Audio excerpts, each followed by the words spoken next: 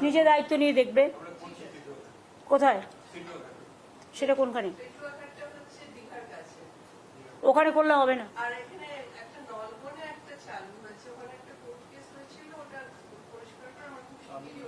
তোমাদের সব জায়গায় তো নিয়ে নেয় আর কমার্শিয়ালি খেয়ে নেয়। চোখে তোমরা তাকিয়েও দেখো না, চোখ তাকতেও তাকিয়ে দেখো না। তোমাদের ভেরিগুলো যে পলিসি করা হয়েছিল সেগুলো কি হয়েছে? এখনো পর্যন্ত কাজ হয়নি। কার দেখার দায়িত্ব?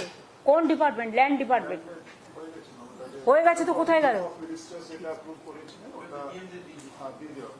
তো তারপরে ডিএমরা কি করলো সেটা তো আমায় দেখতে হবে।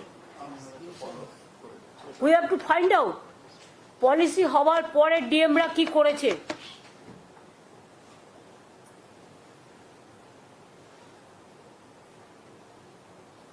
এবং এটা ফিশারিজেরও দায়িত্ব। তোমরাই হচ্ছে nodal department, not only technical help. You have to see যে গভর্নমেন্ট যেটা চায় মানুষের জন্য সেটা হচ্ছে কি হচ্ছে না। অনেকে পার্সোনাল লেভেলে, লোকাল লেভেলে নিজেরা করে খাচ্ছে।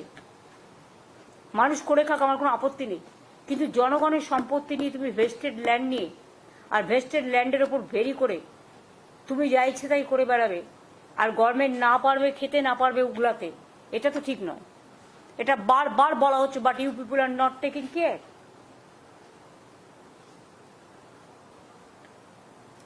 গভর্নমেন্ট সিদ্ধান্ত নেওয়ার পরেও তোমরা এক কেন করছো না? 7 দিনের মধ্যে আমি এটা ডিটেলস রিপোর্ট চাই।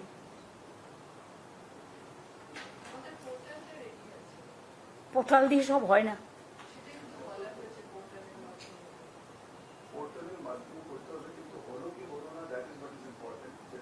ফিল্ড ভেরিফিকেশন কেউ করে না তো।